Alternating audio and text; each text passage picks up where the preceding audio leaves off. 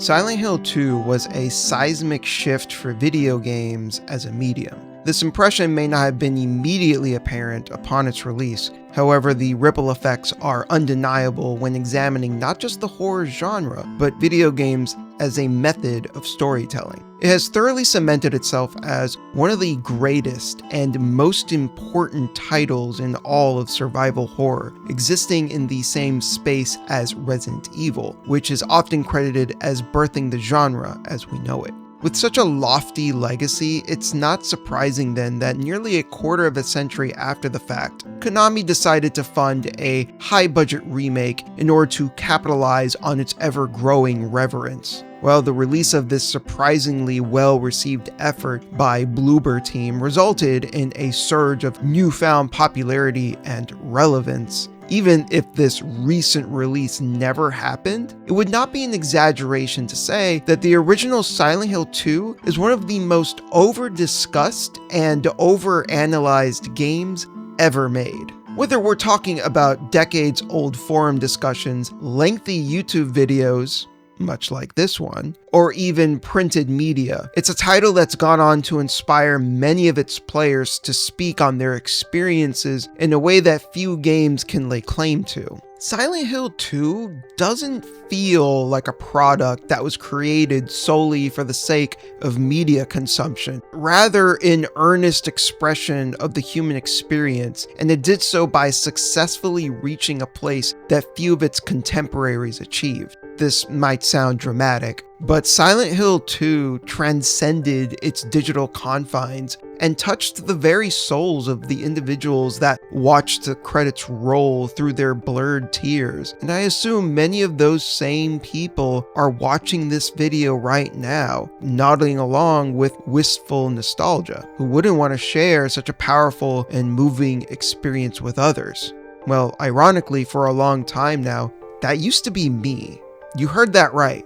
I didn't want to share those musings because of the feeling of being shackled by a tangible sense of anxiety, reinforced by having seen so many others share the same exact thoughts and revelations several times over. Truth be told, it wasn't just about me. It had gotten to a point where it seemed as if nothing and no one could meaningfully add to the discourse. For years, I've pored over those forum discussions, watched all those countless videos, and yes, even read those paperback books about the franchise to satisfy my insatiable desire to learn more. But in doing so, an insidious thought slowly crept into my mind. It was this idea that Silent Hill 2 in particular was a completely tapped resource. So much so that even attempting to bring something new to the table was a fool's errand. Truly, what could I possibly say that hasn't already been scrutinized and parroted several times over? Wouldn't it be arrogant of me to even make the attempt? After all,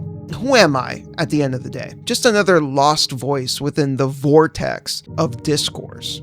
For a long time, despite the innate desire to do so, I dismissed the idea of making this very video. Always coming back to self-deprecating thoughts of not having anything worth saying. What I hadn't considered, and something that took me quite a while to realize, is that there's never an end point when discussing art. There's always going to be a fresh way to interpret a beloved classic, regardless of who it comes from. This came from having my preconceptions challenged and seeing new perspectives on material I thought thoroughly explored and figured out, so to speak. This wasn't just with Silent Hill, but with other works that felt similarly mined of their resources. Sometimes it takes a person new to a series, unfazed by the status quo, in order to challenge preconceived notions and see it in a new light. Or an older fan, returning to a familiar favorite after gaining some much-needed life experience, so that they can see it with a deeper sense of nuance. I'm not arrogant enough to claim that everything put forth in this video will be the most unique and revelatory of insights. However, I do feel confident enough in my observations and analysis to present what I feel is a largely fresh look at a well-worn classic. So with that, please join me as we are seduced by the siren song of Silent Hill, calling us once again to explore its foggy depths. Everything has to start somewhere, whether it's a first draft, a scrapped drawing, or a stray thought blossoming into a compelling idea. For Silent Hill 2, drama director Suguro Murakoshi reveals that when the story was initially being drafted, it was this iconic scene of James talking to Maria behind bars that first came to fruition, creating the foundational centerpiece that the entire game was built around. This event occurs in the latter half of the game as James is exploring the labyrinthine Silent Hill Historical Society. After solving a puzzle and descending some stairs, James is face to face with a shockingly alive Maria, not long after Pyramid Head fatally penetrated her with his phallic armament in Brookhaven Hospital. The seemingly resurrected Maria, however, is exhibiting odd behavior. Not only is she confused over the idea that she was recently stabbed to death, but even stranger is that her provocative mannerisms and sultry tone have been swapped for delicate movements and a demure voice. More than that, her dialogue is no longer laced with the typical teasing, demeaning comments and thinly veiled sexual advances, instead expressing a degree of warmth, subtlety, and understanding that the Maria we've come to know was seemingly incapable of. Our protagonist quickly pieces together that this is not merely a shift in personality. Maria, the woman James has consistently been mistaking for his deceased wife, is now emulating her in a way that goes beyond simple mimicry. On top of that, she's revealing details that only he and Mary could possibly know, most notably the videotape that was accidentally left at the Lakeview Hotel. After questioning her, however, Maria's disposition shifts to an icy yet venomous declaration that she is, in fact, not his Mary. The scene ends with Maria slipping back into her more flirtatious tendencies, asking if James wants to touch her. After responding indecisively, control is then put back into the player's hands. When we return James to the other side of the room, he unfortunately finds her corpse, with the camera lingering on her disfigured visage. By forcing the audience to consider critical questions without clear-cut answers, such as, how did Maria come back to life? Why is she acting so differently? And what happened to her on her way to the other side of the room? It gives the scene a visceral sense that something is fundamentally wrong, in a way that goes beyond what has been experienced up to this point. While it's true that part of the intention was to cause an uneasy sense of confusion, there's far more being conveyed than mere surface-level strangeness. Given that the scene was not only conceptualized at the start of development, but managed to make its way through to the final release, it's clear that it informed much of the narrative and themes. In order to truly understand this specific moment, we have to take a step back and internalize the entire tapestry of the game experience and how all of the threads were initially weaved from it, which actually begins with taking a brief detour and discussing the first entry in the series. If you've only ever played Silent Hill 2, you might be wondering why all this spooky stuff is happening to begin with. To put it simply, it mainly boils down to an otherworldly essence that exists far before the town itself did. As an aside, it should be noted that this idea has been complicated somewhat in more recent releases, but for the purposes of this analysis, we will be looking at the first two games in a vacuum. with that in mind, the spiritual power of the town led to a cult being formed around it, snowballing into the events of the original Silent Hill. Subsequently, it was because of what transpired in the first entry that acted as the catalyst for the state of the town as we know it in Silent Hill 2, which has primed it for attracting a specific kind of person. And wouldn't you know it, James happens to fit the bill. Contrary to popular belief, these are not necessarily guilty parties that have committed a crime that the town wants to punish them for. This has been a long-held belief within the fandom, and challenging this notion is no simple matter. So if this is what you believe, then stick around. Let's see if that belief remains unchallenged. On that note, if the town isn't luring evil sinners who deserve what's coming to them, then who and why?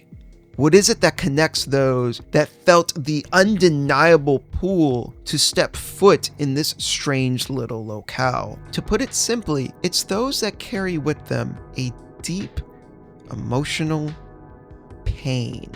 The psychological torment that arose from said pain and how these individuals perceive themselves is at the heart of how the town utilizes these thoughts and feelings. The town of Silent Hill takes these acute emotions and brings them to life in a variety of different forms, ranging from the environments and monsters to even the elaborate puzzles that might be solved for the characters to progress. The cherry on top is that all three of them coincidentally around a similar time frame committed an act strongly related to the source of their pain. With our trio at the height of their emotional instability, this becomes the final catalyst for the town to draw them in. I believe that Silent Hill itself does not care whether or not these people have done something wrong. It seems far more interested in feeding off their dark impulses. Still don't believe me? It's okay. I understand. Let's dig deeper and take a look at my personal favorite location, the Silent Hill Historical Society. Why there, you may ask? Well, dear viewer, it's because of three peculiar tablets: the Seductress, the Oppressor, and the Gluttonous Pig. Seemingly, on an initial playthrough, these tablets are merely a means to an end, a simple obstacle impeding progress. In reality, these puzzle pieces are key to understanding just what exactly the town is doing to those that are drawn to it. They're specifically meant to correspond with three characters in particular, namely Angela Orozco, Eddie Dombrowski, and our very own James Sunderland. Particularly on that aforementioned initial playthrough, on the surface, two of them appear mismatched. To start with, how exactly is Angela a seductress? During her first encounter with James, she practically cowers in fear when approached. On top of that, her manner of dress covers as much skin as possible in order to draw minimal attention to herself. Not only that, but given her outbursts whenever James gets close, she's clearly uncomfortable with being physically touched and consistently escapes his presence. Comparatively, given how flirty and sensual Maria's character has been up to this point, you would be forgiven for thinking this applied more to her instead. On that note, how is James the Oppressor? He's a solemn man on a hopeless quest to find his deceased wife, far too wrought with his own sense of melancholy to exude any sort of oppressive aura. Surely the Oppressor applies more to the overtly masculine-coded stalker that is Pyramid Head, does it not? Despite claims to the contrary, however, it's clear that these tablets do in fact correlate with these three individuals specifically. And while this does become clearer on subsequent playthroughs, let's dig a bit deeper as to why this is the case. There are multiple recurring motifs throughout this level in particular that consistently point back to and pair up the three of them, no doubt implying a connection. The most overt occurs deep within the confines of the historical society, wherein there are three marked graves, and etched on their respective tombstones are the names Angela Orozco, Eddie Dombrowski, and you guessed it, James Sunderland. Going back to the puzzle pieces, we can't forget about the Gluttonous Pig, because it undeniably has to be Eddie. Who else could it be? The name of the item is particularly telling, an unambiguous accusation directed at Mr. Dombrowski for indulging in his vice, the very source of his insecurity. In fact, we even find the tablet itself amongst food trays in the prison cafeteria, which also happens to be the same location where we bump into Eddie himself.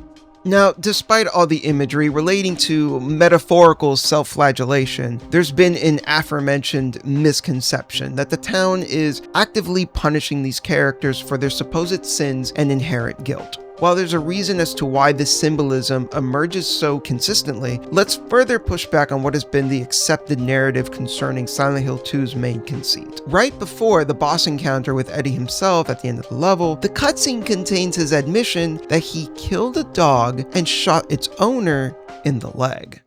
That's why I ran away after I killed the dog. Ran away like a scared little girl. Yeah, I killed that dog. It was fun. It tried to chew its own guts out. Finally died all curled up in a ball. Then he came after me. I shot him too, right in the leg. He cried more than the dog.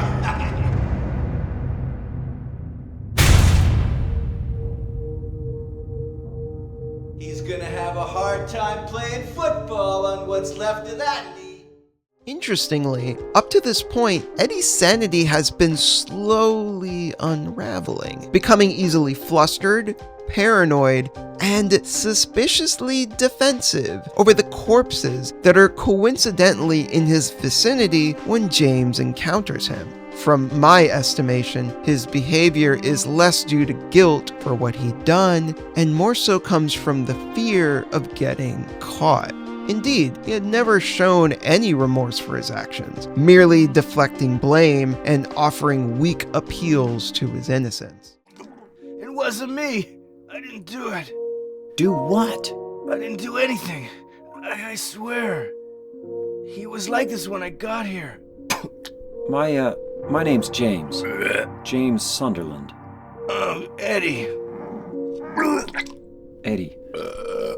Who's that dead guy in the kitchen? I didn't do it. I swear I didn't kill anybody. During our final encounter with him, however, he's fully given into his desires for revenge. In fact, he can't contain his jubilation over what he'd done, even mocking the dog and football player he shot, not sounding the least bit guilty if you ask me. Sure enough, when examining the tablet, it has nothing to do with his more egregious actions, as the image expectedly conveys a swine-like creature, the eponymous Gluttonous Pig. Nor do we ever see the town manifest imagery relating to Eddie that has anything to do with canines. Yet we do see dead bodies, despite him never having killed anyone prior to entering the town. Taking a closer look at his boss room, it bears a strong resemblance to a meat locker. The carcasses on hooks even somewhat resemble Eddie, wearing what clearly look like his shorts and his belly popping out, giving insight on how Eddie sees himself, or rather how he feels others judge and perceive him. Less an actual person, but a flabby slab of meat deserving of mistreatment. It evokes imagery of a butcher uncaringly manhandling their product. Speaking of which, isn't it common for them to cut and trim fat in order to showcase their cuts of beef and aid in the cooking process? The excess is discarded and treated as unwanted. I'm sure Eddie relates to that feeling and also wishes he could simply cut away his own fat. As mentioned earlier, we tend to see dead bodies whenever Eddie shows up, an important detail to remember considering that the town is manifesting imagery that stems not only from James, but from Eddie's psyche as well. On a personal note, I have to say, if the town were truly this eldritch judge, jury, and executioner, killing a dog and merely shooting a man in the leg is rather small potatoes when compared to what the other characters have done. Although I do feel the need to add that as a dog owner, I will never forgive Eddie for his transgression. Anyways, It's possible the shot in the leg may have led to the man's death, but if that were the intention, then Eddie would have unambiguously stated that he killed him, rather than imply he's still alive and simply unable to play football anymore given the injury. While the man's athletic career is likely done for, he could still recover and continue to lead a relatively normal life, albeit sadly without his innocent canine companion. This comes across as a deliberate artistic choice. It's a specific detail that says something about Eddie's character. On a surface level, it could be taken as bad aim on his part and that he intended to kill the man, but only got him in the leg. To put it bluntly, I don't buy this. I think it's more to do with how he was willing to go far enough to shoot someone he hated, even kill their dog, but he didn't have the gumption to flat out murder him. Maybe the fear of getting caught and taking responsibility for his actions stopped him from taking it further. He knows that outright killing him would be the point of no return. Despite taking things as far as he did, it could somewhat optimistically be said that Eddie was hanging on to the tiniest shred of humanity left in him. Either that, or his fear of answering for his crimes were too great, and he wasn't willing to cross that line. Ultimately, this entire ordeal illustrates his declining mental state. He was already on this dark road for some time before we ever met him. With all this in mind, it's time to ask what might be the most important question related to Eddie's character. Why do corpses follow him wherever he goes if he never actually murdered anyone prior to entering Silent Hill? It's never made clear if these are manifestations that Eddie himself killed or if they were already there as he claims. Either way, there must be a reason for this consistent imagery. While I do believe that the aforementioned fear of getting caught plays a role, something darker is lurking beneath these rotting corpses. Dear viewer, do you know what is a common daydream for victims of bullying? Those that have gone through this severe mistreatment absolutely love to daydream scenarios of hurting, possibly even killing those that have wronged them. It's make-believe revenge against those that cruelly mocked them for their shortcomings. These dead bodies are the bullies that derided Eddie for not conforming to conventional standards of masculinity. And either the town is creating imagery that he's already thought up himself countless times, or it's manifested targets that allows him to finally indulge in the fantasies he's always wanted to turn into reality. Just before the final confrontation with Eddie, at the height of his mental breakdown, he has this to say. But you know what? It doesn't matter if you're smart, dumb, ugly, pretty. It's all the same once you're dead. And the corpse can't laugh. From now on, if anyone makes fun of me, I'll kill him. Just like that.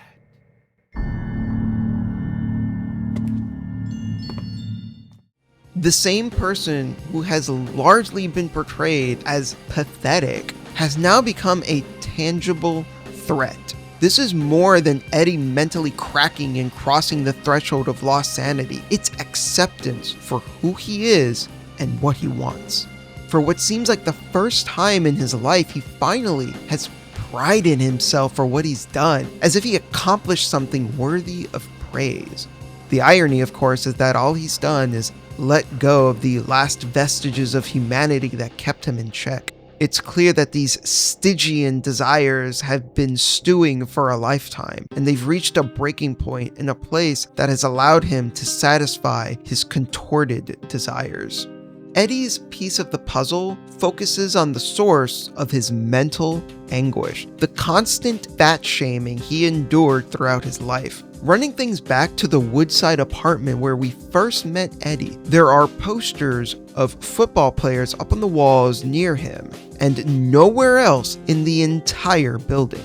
This is the town itself creating imagery relating to Eddie's trauma, in part because athletes are what he perceives to be the ideal masculine form for which he is shamed for not conforming to. More importantly, however, it also relates to his victim, the football player, and not because he felt bad about shooting him in the leg. This is someone who undoubtedly bullied Eddie for his weight, hence why he shot him. Eddie is in Silent Hill not because he killed anyone or for any supposed sins he committed, but because of the pain he endured throughout his entire life. This by no means excuses his behavior, but it does present his actions in an understandable context. He wasn't an inherently bad person. He was conditioned that way through the mistreatment of those around him. Had Eddie simply been treated with more kindness in his life, he might have been spared from his inner demons becoming his ultimate downfall.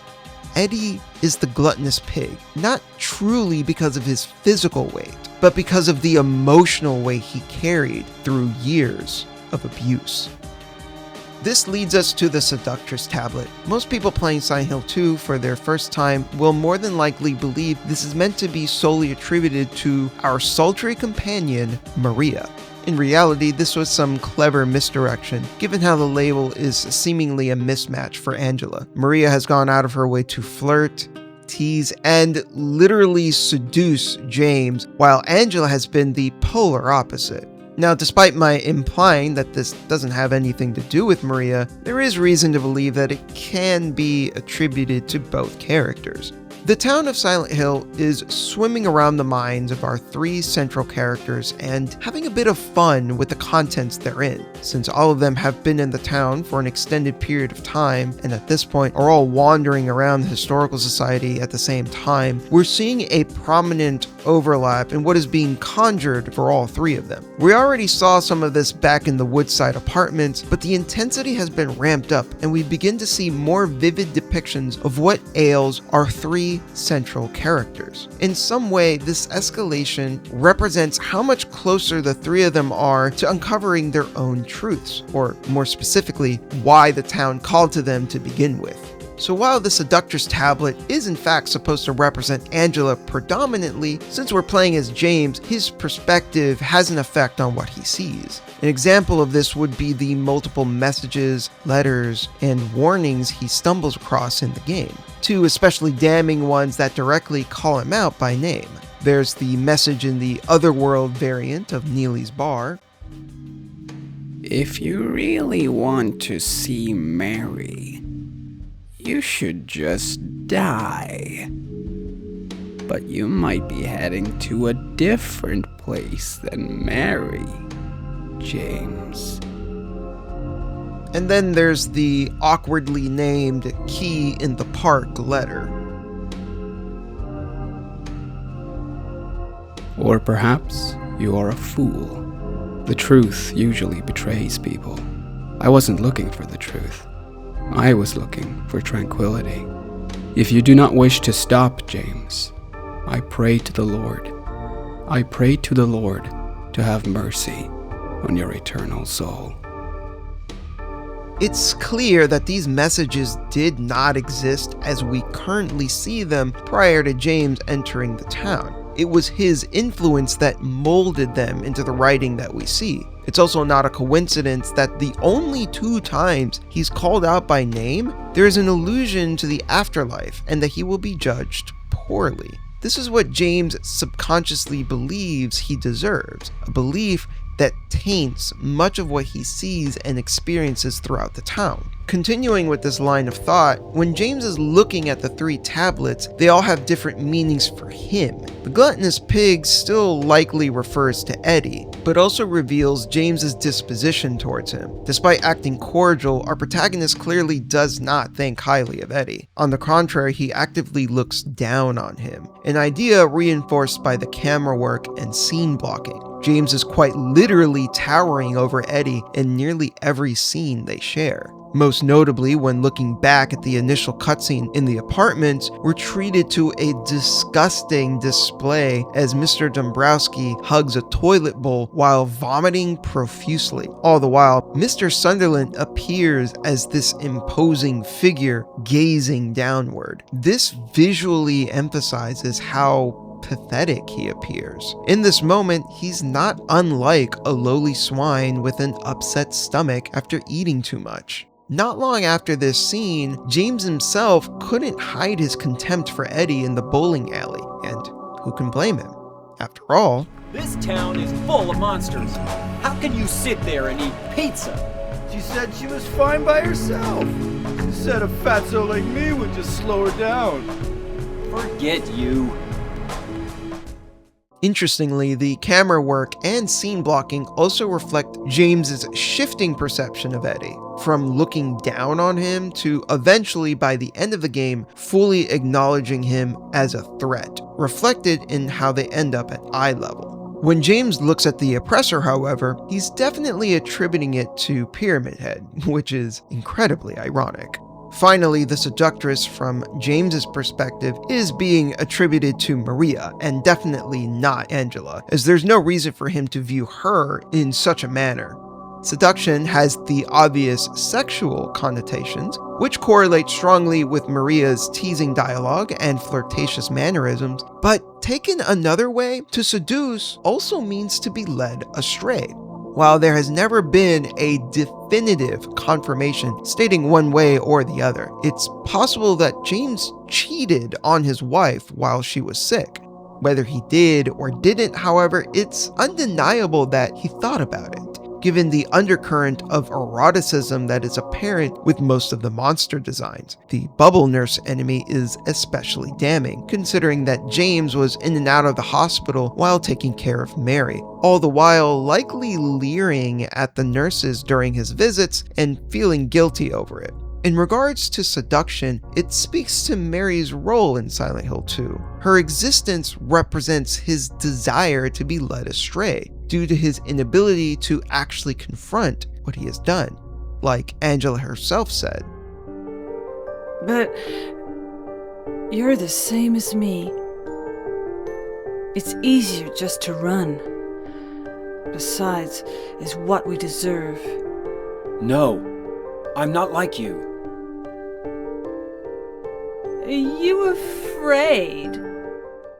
We've firmly established that Eddie is the Gluttonous Pig, and touched on how James might correlate the other tablet with Maria. But circling things back, how is Angela the Seductress? Or rather, the question we should be asking is, why does Angela view herself that way? I've been pushing against the idea that Silent Hill is actively punishing sinners like some judgmental deity, rather that the town is merely a conduit for whatever mental anguish is tormenting the afflicted. However, it's important to point out that Angela Orozco, unlike Eddie, did kill someone prior to entering the town. In fact, it's very likely that James is holding the murder weapon in his inventory, the knife she left in the Blue Creek apartments. After completing the prison area, James finds himself in an environment that looks closer to a distortion of someone's literal house. And make no mistake, it's not a coincidence that we meet Angela again soon after. It's no doubt that this area is a twisted facsimile of Angela's familial residence, the location in which her most traumatic experiences transpired. Just before the boss encounter with Angela's monster, we can find a newspaper with some obscure details, but with appropriate use of context clues, it's clear that the headline is about the stabbing of Thomas Orozco, in other words, Angela's father. It should go without saying, but patricide is an abhorrent act. But sadly for Angela, it's not so cut and dry. While we're thankfully spared the details, it's abundantly clear that she was taken advantage of by Thomas, in a way that should never happen between father and daughter. This is viscerally conveyed through the contentious enemy design of the abstract daddy and the disgustingly organic boss room filled with moving pistons. Upon closer examination of the enemy in question, It looks like a larger creature writhing on top of a smaller one, both of which are physically grafted to each other and onto a rectangular frame. I don't think I need to elaborate on what all of this is supposed to represent. The murder of Thomas Orozco was an act of self-defense and the final straw after years of abuse. With this profoundly tragic set of circumstances in mind, a question remains. Why is the Seductress tablet associated with Angela?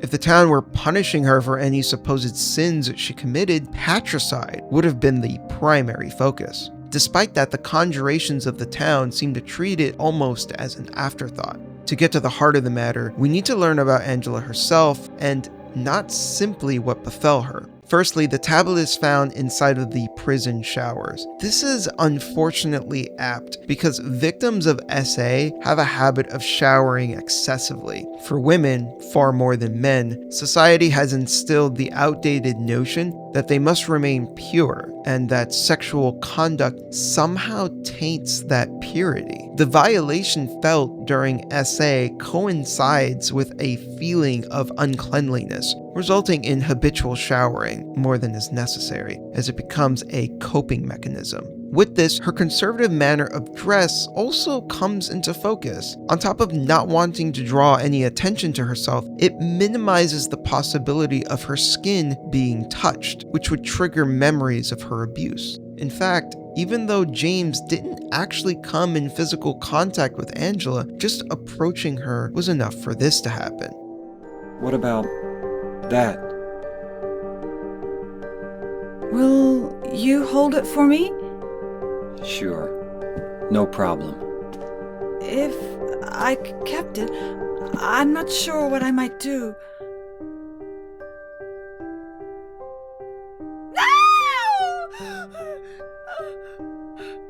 Oh, I'm sorry. I've been bad. Please, don't. A man with a larger frame than hers approaches and extends his hand. Memories of her father forcibly bubble to the surface as she apologizes for being bad. Is she remembering the times he abused her? Or because she has the murder weapon in hand, she's recalling the more recent event of her killing him? This isn't the only time she lashed out at James for getting near her. Any sense of trust Angela could have had in men was irrevocably destroyed when the one man she should have been able to wholeheartedly believe in took advantage of that trust and betrayed her. Regardless of his actual behavior, she can't help but see her father in James. To her, he's nothing more than just another man trying to take advantage of her yet again. She probably treats any man that tries to get close to her in this manner, with a combination of trepidation, fear, and disgust. In the beginning of the game, it's revealed that Angela had come to Silent Hill in search of her mother. By the end, it seems she never finds her, but in the final cutscene between her and James, Angela says this.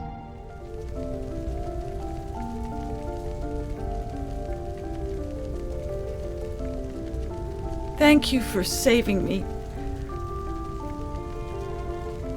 But I wish you hadn't. Even Mama said it. I deserved what happened. No, Angela, that's wrong.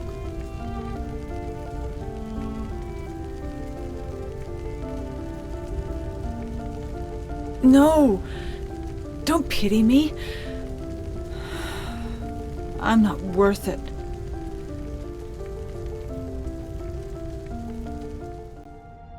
Her mother's accusation that she deserved what happened more than implies an antagonistic relationship between the two. Despite Angela quite clearly being the victim, her mother shamed and gaslighted her into thinking that it was actually her own fault somehow that Thomas did what he did. It may even be that the mother held resentment towards her daughter, feeling that her husband was stolen away by her offspring. Through abuse, both mental and physical, Angela's tablet is the Seductress, not because it's an accurate reflection of who she is, but sadly because she sees herself that way, a conditioning that contorted itself into a twisted belief.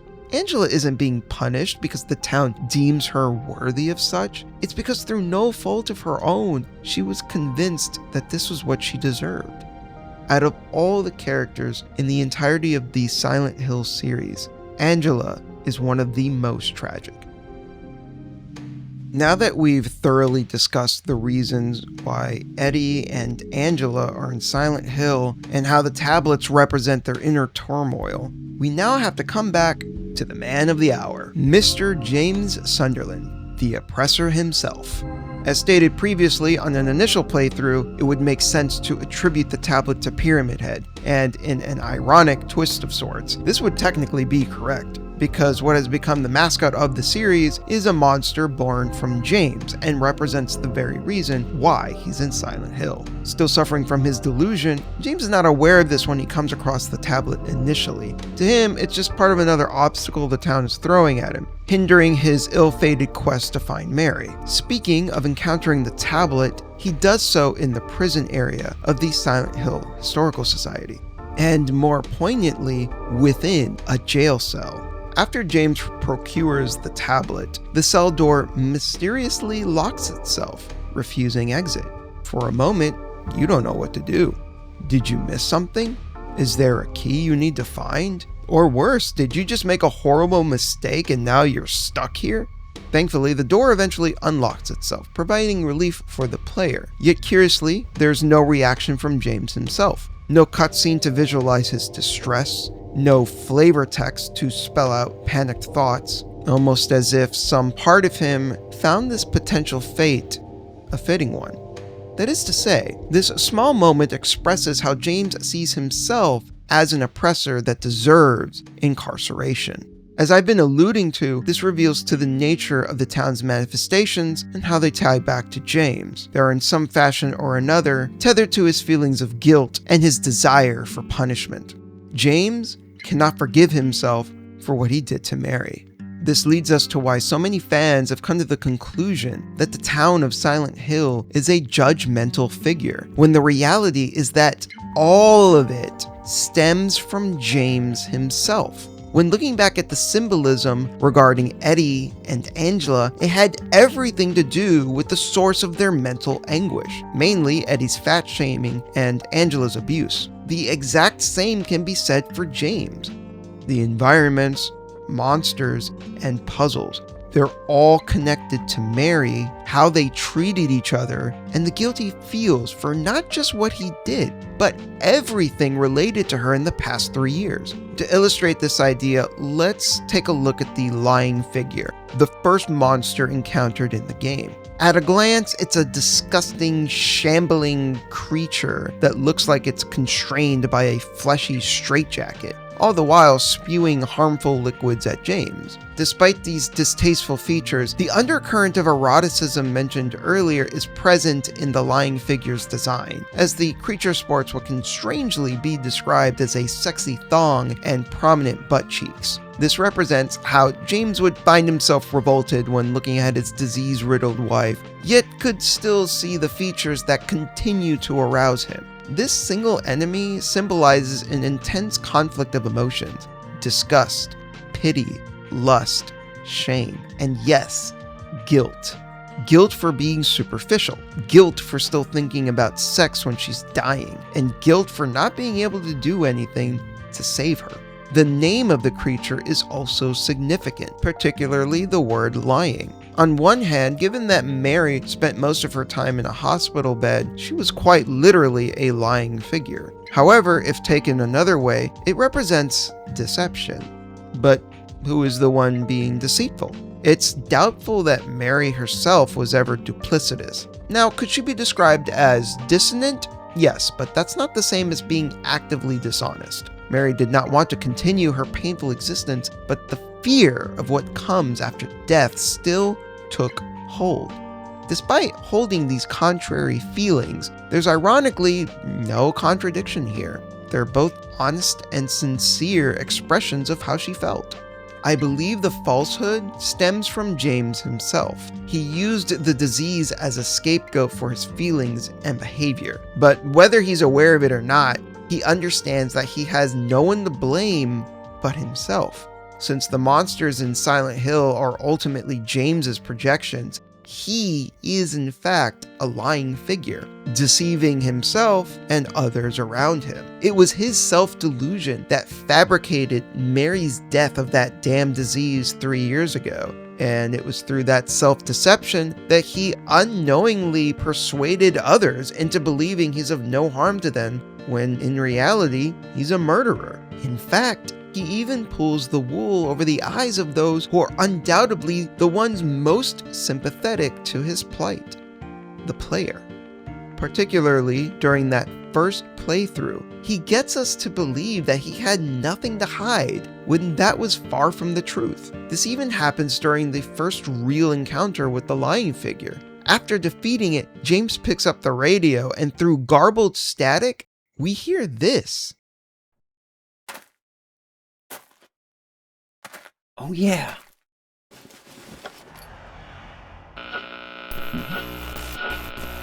This thing broken?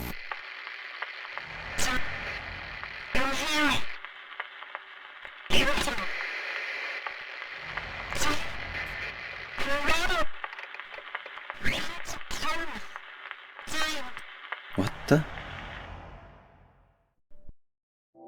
We're quite literally told, right at the start, that James killed Mary. In retrospect, it's obvious. That's clearly what she's saying. How did we collectively miss this the first time around? Maybe it's because we didn't want to believe that the very character we were controlling was capable of such, and thus we were unwittingly deceived by James, the lying figure. I could keep going, breaking down other enemies in a similar fashion, but I believe this gets across why the theme of being punished for one's sins is so consistent throughout the game. Forgive me for stating the obvious, but James Sunderland is the protagonist and, more importantly, main perspective character of Silent Hill 2, and as a result, we see everything through his pointedly warped perception. Had we been playing as Eddie instead, it's very possible Silent Hill 2 would have been seen as a glorified revenge simulator instead, and the narrative surrounding what the town's intentions are for its inhabitants would be something else entirely. Punishment is not a desire of the town, but rather of James himself, and Silent Hill is merely obliging him. When visually examining the Oppressor tablet itself, there are two human figures, one clearly towering over and manhandling the other. While this can on its own embody the idea of oppression, if we're to connect this back to James, this more specifically represents not just the fact that he killed his wife via asphyxiation, but also his perceived mistreatment of her while she was still alive, as indicated during this scene in the hallway just before the end of the game. Mary? What do you want, James? I brought you some flowers. Flowers? I don't want any damn flowers. Just go home already. James clearly meant for this to be a kind gesture, but one that backfired. This is not his fault, of course. He simply wanted to find something, anything, to ease her pain, but all it did was make her upset. So, in his eyes, it became an unintentional form of mistreatment instead. Mary was emotionally distraught while suffering from her illness, as she said it. Mary, what are you saying? Look, I'm disgusting. I don't deserve flowers. Between the disease and the drugs, I look like a monster. Well, what are you looking at? Get the hell out of here! Leave me alone already! I'm no use to anyone. I'll be dead soon anyway. Maybe today, maybe tomorrow. It'd be easier if they'd just kill me. These self-deprecating emotions led her to taking her anger and frustrations out on James, which he slowly internalized after 3 years as not only deserving, but maybe even responsible. While this isn't completely logical on his part, it's not hard to understand why he might feel that way. He's just trying to make sense out of a senseless situation. They were simply supposed to continue their lives as a happy married couple. The disease ruined all of that, and both are equally blindsided by how much this destroyed their lives. James also feels that he failed in his role as a husband. The perceived role of a man in a relationship is to be both the protector and the provider. This is completely shattered when Mary got sick, because how can he possibly protect her from something like this? This isn't a foe to be defeated. There's nothing he can provide to alleviate the pain. He simply has to accept that there's nothing he can do, a reality he couldn't reconcile with. James is the oppressor, not only for killing his wife, but for not being able to do anything to stop it. When looking back on everything that has been observed up to this point, I hope I've made it abundantly clear that the town of Silent Hill is ultimately a reflection of those that are drawn to it. Not simply the tablets, but the monsters, puzzles, and environments are all a funhouse mirror distorting the darkest aspects of these individuals and twisting them into something grotesque. Despite that, regardless of how disgusting a monster is or how cruel the imagery becomes, they all stem from our main trio in one way or another. Much like an actual physical mirror, no matter how curved the glass is, how cracked or broken, you can always see yourself, no matter how badly you may not want to, or how disgusted you are with your own visage. Silent Hill is forcing our cast to reflect on themselves, whether they like it or not. Be that as it may, even mirrors lie, or more accurately, we lie to ourselves. Honestly now, even when we stare directly at our own reflection, are we truly seeing ourselves? We might in fact be looking at what we aspire to be, a deluded perception born from insecurity and anxiety. But I think what Eddie, Angela, and James see is the version of themselves that they hate the most. Eddie only sees the fat, disgusting pig everyone has been laughing at his whole friggin' life. Angela sees the seductress that doesn't deserve pity. And James sees the weak oppressor who wants to be punished. It's no coincidence then that the very first thing players see when starting Silent Hill 2 is James staring at himself in the mirror. On top of being one of the most iconic visuals to come out of Silent Hill 2, it also represents the essence of what the game conveys. James isn't simply staring at himself in a mirror, he's also veiled in shadow. And if eyes are the window to the soul, then the player is actively being denied the contents of James's true self. From the very start, the game is signaling that we do not truly know this man. We may think we do, but how can we when he can't even truly see himself? This isn't the only thing being signaled to the player through this visual. It's also foreshadowing the central conflict. In a way, the entire game is him staring at himself. However, more than just contending with his reflection, more importantly, he must confront his Jungian shadow. Ostensibly speaking, the shadow is a fairly complex topic that would take far too long to fully explain, but for our purposes, all you need to know is that it's a psychological theory coined by Swiss psychologist Carl Gustav Jung. The shadow represents the unconscious side of one's personality that most of us are unaware of and refuse to acknowledge. Untold feelings of anger, jealousy, and greed typically stem from our unconscious shadow. If you've ever gotten unreasonably upset during an argument, held a strong dislike for someone but couldn't fully articulate as to why, or had difficulty accepting the consequences of your actions in favor of shifting blame, that's your shadow bubbling to the surface. It exists in all of us, whether we like it or not. It might be tempting to simplify it as our bad tendencies, and in fairness, these inclinations are typically less than desirable. However, boiling it down to binary morality would be an oversimplification. In the case of James, his shadow is represented in all of the emotions, desires, and fears he repressed during the 3 years he took care of Mary as she was suffering from her disease, all of which have now been made manifest by the town. With that in mind, is it truly fair to say that the lust he felt throughout that time was intrinsically evil? It may not be appropriate for him to act on his libido while his wife lay slowly dying, but the feeling itself is not inherently wrong.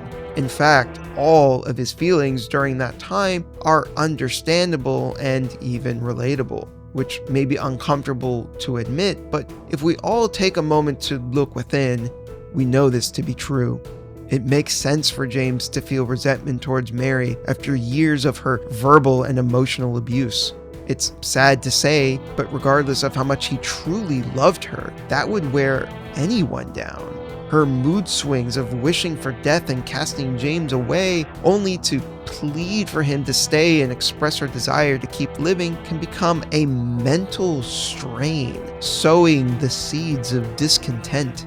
When taking a step back and seeing how this can lead to James feeling helpless, angry, guilty, and ultimately tired. Again, is any of this so difficult to relate to? Taking care of someone as they're approaching death's door is a trying experience. It can bring out the worst in all of us. This is the darkness that James must confront, the very same that was reflected in the mirror. If the starting cutscene in the bathroom visually encapsulates Silent Hill 2's core, then it's Maria and James in the labyrinth of the historical society that reveal the inner contents of its heart. I mentioned early on in the video that this specific scene was the first idea that the team conceptualized for the game's story, and in a funny twist of fate was also the impetus for me making this video. For both the game Silent Hill 2 and my own video, everything ties back to this scene.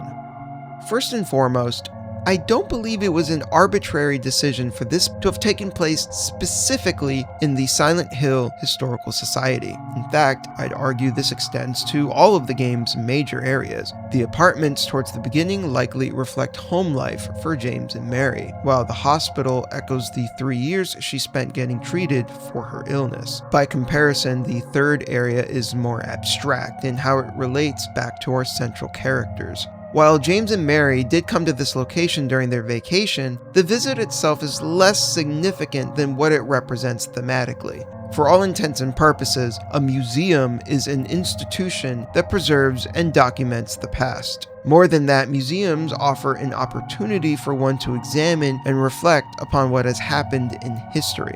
Following that train of thought, it makes sense for him to be confronted here with the physical manifestation of his wife, Maria.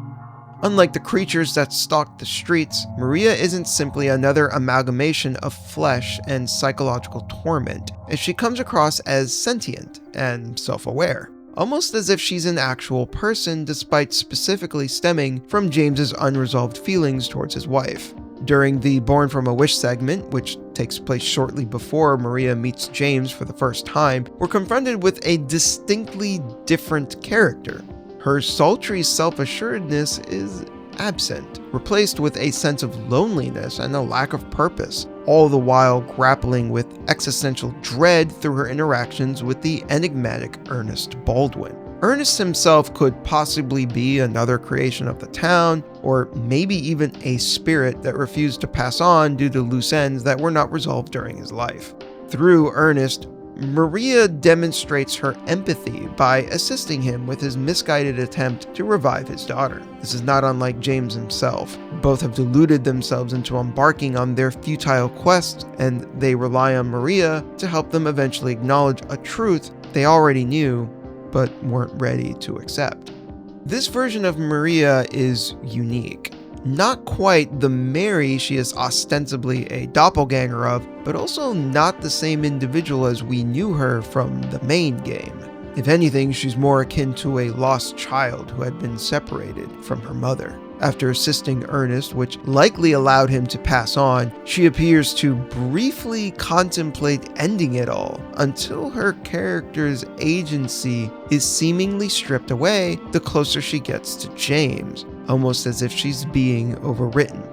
The lost and aimless Maria of Born from a Wish transitions into the confident woman we're familiar with, leaving us with the uneasy feeling that the person we came to know had just died and became something else. While this does bring up interesting questions relating to how the town itself functions, the most important takeaway I feel is this overriding influence James seems to have on her. It's obvious that he's completely unaware that this is even happening. All of this is due to the unknowable machinations of Silent Hill working dubiously behind the scenes. In some way, it represents how, regardless of intent, James negatively affects those around him. Is it possible that Eddie's paranoia could have been kept in check had our protagonist not been there to exacerbate it? Did Angela relive her trauma more acutely because of her interactions with him, leading to her presumed downfall? One could make the argument that they were doomed even if Mr. Sunderland hadn't entered the picture, but his presence likely made things worse for the both of them. While there's some room for debate when it comes to Eddie and Angela,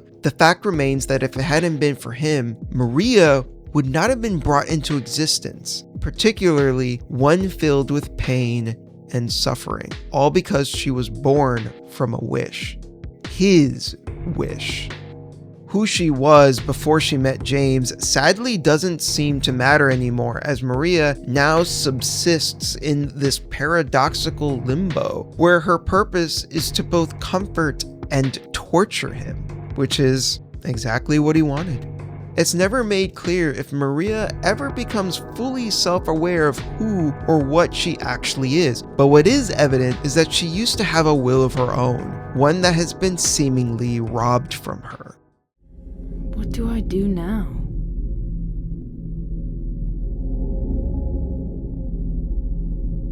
Do I fight and live? Or do those monsters get me? I don't have any reason to go on living.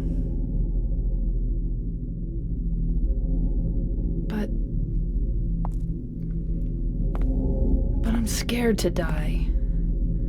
I'm so afraid of pain. Should I run away? I want to find somebody.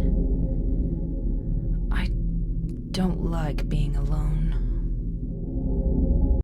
Maria is grappling with a peculiar internal conflict. While claiming she doesn't have a reason to go on living, her fear of pain and death persists, ultimately concluding that she wants to find someone in order to not be alone, which becomes the makeshift reasoning she tells herself in order to have some semblance of a purpose. After she assists Ernest, however, she's back to square one and even contemplates ending it all, only to throw away her gun and run to James. This near contradiction in what Maria says and does perfectly mirrors Mary, in how she was giving James mixed signals about wanting to finally perish and end her pain, yet pleading for James to tell her that she's going to be alright.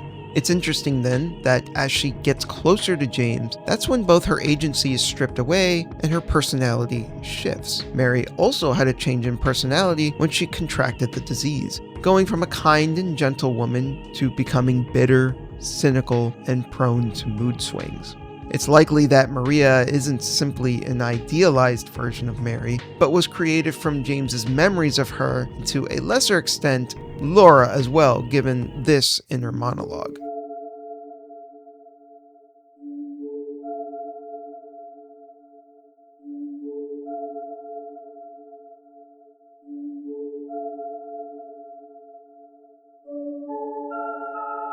Maria ends up adopting an antagonistic role in the narrative, not simply due to her becoming the final boss for most of the ending sequences, but because she represents James's desire to run away from his problems, and I feel this to be the true tragedy of her character. Similarly, against her will, Mary became an antagonistic force in her husband's life. Yet, can't the same be said of James himself? Hasn't he also become the villain in the stories of these women's lives? While the narrative frames James as the protagonist, that does not preclude him from adopting the opposite role when looking at events from a different perspective. This goes beyond merely being a good or bad person and has more to do with how harmful one's presence can become in another's life. To understand this better, I want to ask a question. Dear viewer, have you ever been in a relationship that you felt stuck in? It could have been with your significant other, a family member, or maybe even a coworker. But this individual made you feel trapped by their very presence. In situations like this, it can be all too easy to rationalize oneself as the victim, where it feels as if you're the only one struggling and dealing with the ramifications of the other person's flaws. However, what often occurs is that unbeknownst to the supposed victim, the person that has been built up as the oppressor feels the exact same way. Rather than thinking they've somehow gained the upper hand in the relationship, they're also going through those same exact feelings. They're unable to escape you. When this happens, it could very well be that you've become each other's prisoners. When the scene starts, the camera moves with a jarring visual effect before coming into focus, an elegant way to visually portray how disoriented James is, since it's not every day that one is confronted with the resurrection of their companion. The camera coming back into focus shows how James is collecting himself and accepting the reality in front of him. Speaking of which, we saw this woman brutally stabbed to death, yet Maria feigns ignorance regarding her gruesome fate with a sort of curious innocence. James, honey, did something happen to you? After we got separated in that long hallway? Are you confusing me with someone else? You were always so forgetful. Remember that time in the hotel? Maria? You said you took everything, but you forgot that videotape we made. I wonder if it's still there. You can feel it through Maria's dialogue and demeanor. This has to be Mary. She even talks about the videotape, as if she and James made it together, despite that not being possible. It almost makes you want to believe that these two women are one and the same, or at least that's likely how James feels. It's genuinely difficult to discern how duplicitous her behavior is. Can this truly be the same Maria that we knew somehow brought back from the dead? Did the town create a fresh new Maria whose memories are in flux? Is Mary's spirit now inhabiting Maria's mortal coil? Could it be that she's lying to James in some vain attempt to replace Mary? As an aside, I've asked multiple questions like this throughout the video, and they're a pivotal reason why these titles remain so resonant and memorable. These inquiries will never truly be resolved, and that sense of enigmatic intrigue is at the heart of what makes this series so special. Getting back on track, her dialogue is fascinating because it's coupled with her shift in demeanor, perfectly emulating Mary's mannerisms and speech patterns to the point where James is noticeably rattled. Yet curiously, this is her response when that topic gets brought up. How do you know about that? Aren't you Maria? I'm not your Mary. So, you're Maria? I am. If you want me to be. All I want from you is an answer. It doesn't matter who I am. I'm here for you, James. See? I'm real.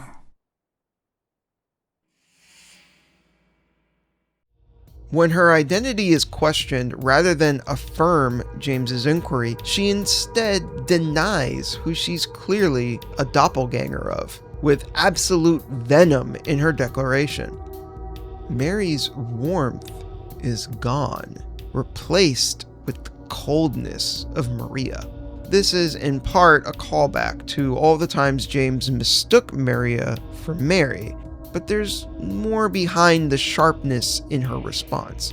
Forgive me for dipping back into this topic again, but I want to touch on the Jungian shadow once more. I had mentioned earlier that you might find yourself disliking someone for reasons you aren't fully cognizant of. This is because we see the negative aspects of ourselves in those around us, often without realizing it. To put it simply, this is a form of projection because we don't want to be reminded of our own flaws. In this instance, Maria is trying to please James by copying his dead wife, and having this pointed out doesn't sit well with her. She may not have ever known Mary personally, but she has no choice but to see herself in the person she was quite literally fashioned after. Maria is a patchwork creation of not just the town, but also James's thoughts, memories, and feelings towards Mary, culminating in an unfortunate amalgamation. She is in many ways the mirror reflection of a memory and a shadow. Speaking of shadows and reflections, it should be noted that both characters for the majority of the scene had their eyes cloaked in shadow. Now, doesn't that sound familiar?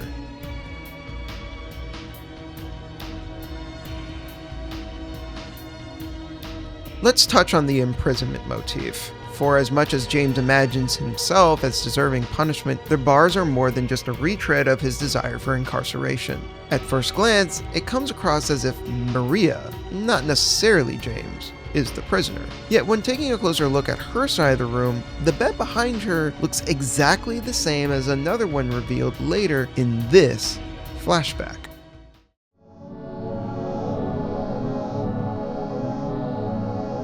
Mary's going to die? You must be You must joking. be joking. I'm very sorry. But you're a doctor. It's your job to heal people. How can you just let her die? Please, calm down.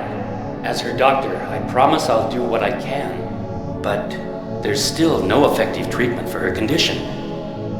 How long does she have? I'm afraid I'm not sure. 3 years at most. Perhaps 6 months. It's impossible to say with certainty.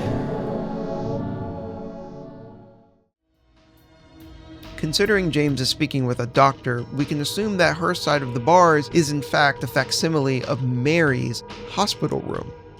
The bars themselves, in part, represent the disease, because it's the reason why she's wrapped in her cocoon of pain and loneliness. Waiting for you to come to see me. But you never do.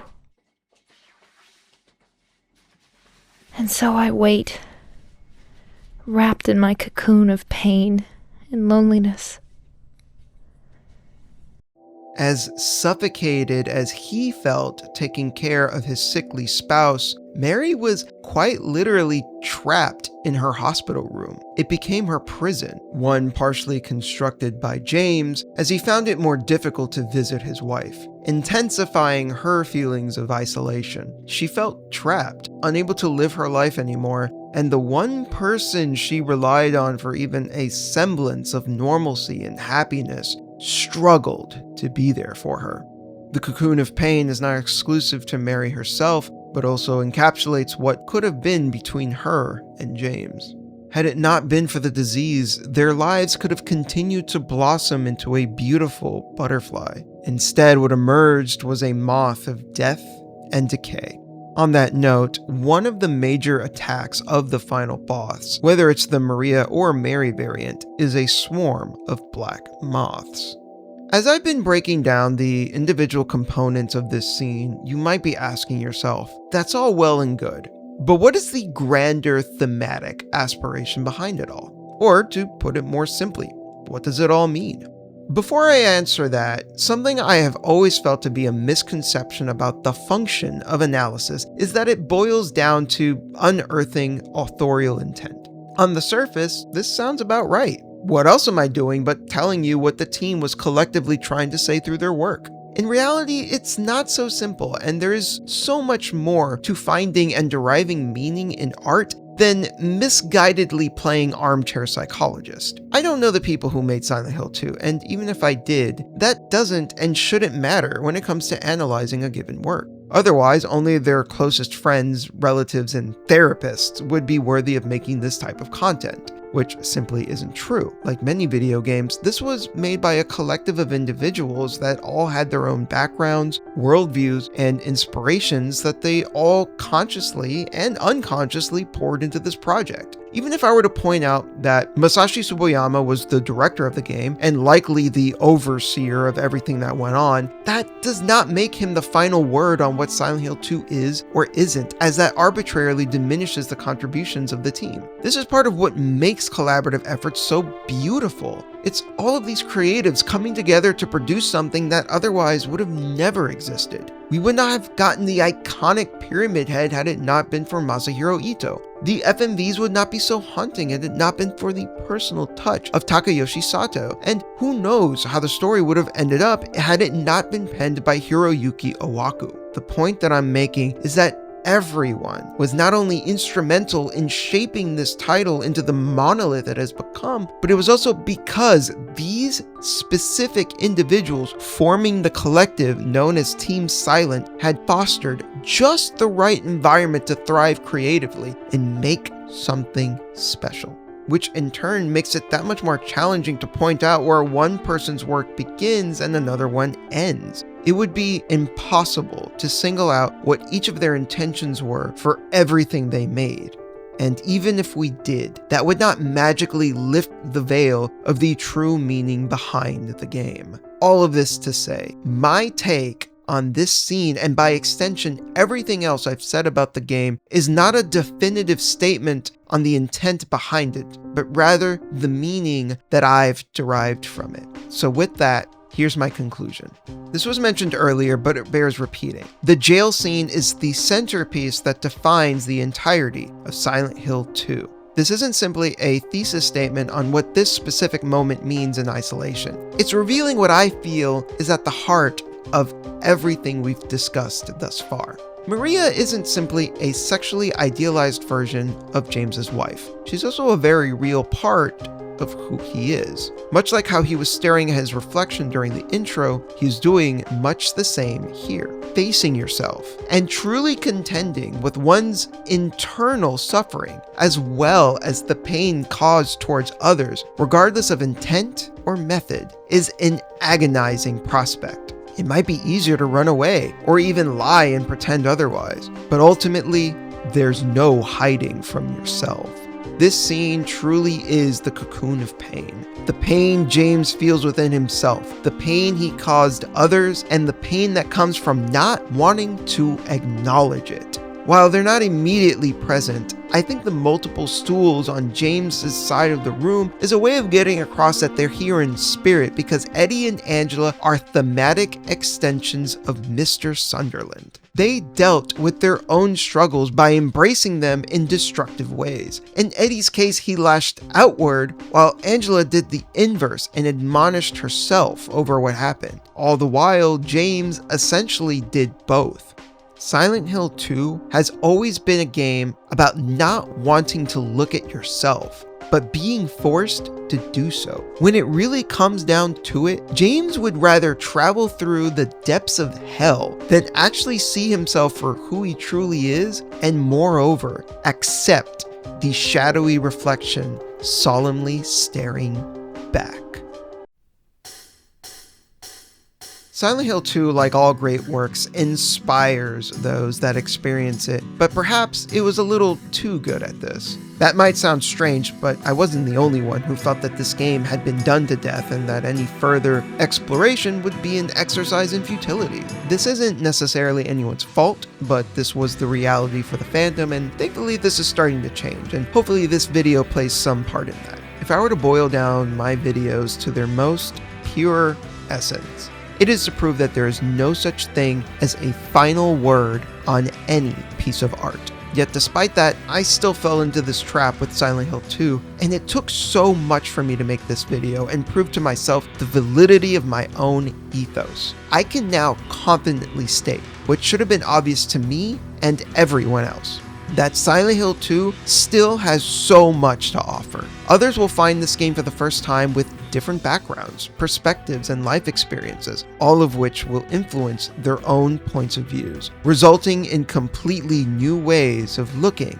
at this beloved classic. Despite being released as far back as 2001, Silent Hill 2 remains powerful, engaging, and relevant. It didn't fully hit me when I went through my very first playthrough all those years ago, but over the course of my life, I've been compelled to consistently return to this foggy locale. It astonishes me that even after all this time, I keep learning new details, appreciating different perspectives, and uncovering more ways to re-examine the story and characters. It speaks to how truly resonant it is as a work of art, making it quite possibly one of the most important games I've ever played, and not just what it meant for the medium, but for me personally. I don't think I truly appreciated over the years just what this game meant to me, and I can only hope through this video that I was able to convey that personal sentiment and do it the justice it deserves. After all, Silent Hill 2 is one of my favorite games of all time, and hopefully after all of this, you understand why. This has been your humble analyst Daniel, and I will see you all again next time.